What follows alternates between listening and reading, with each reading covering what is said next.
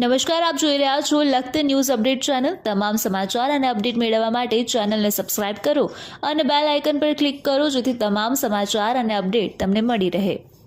લખતર મામલતદાર કચેરીમાં આગામી મોન્સૂનને ધ્યાનમાં લઈ સફાઈ અભિયાન હાથ ધરવામાં આવ્યું। નાયબ મામલતદાર પુરવઠા વિભાગ દ્વારા ફાઇલોનું વર્ગીકરણ કરવા સાથે સફાઈ અભિયાન હાથ ધરવામાં આવ્યું।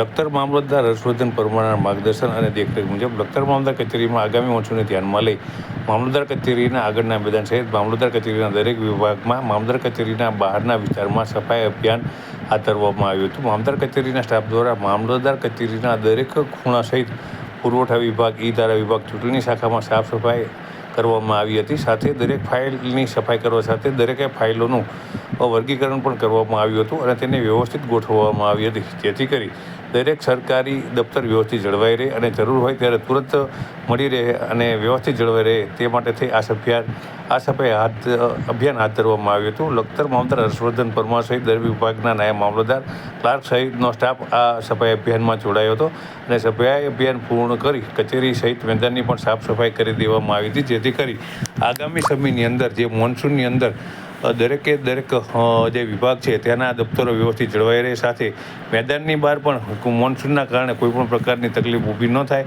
અને દરેકે દરેક જે રજિસ્ટરો છે, ફાઇલો છે તે વર્ગીકરણ કરવામાં આવ્યું હતું અને તેને વ્યવસ્થિત ગોઠવી દેવામાં આવી હતી।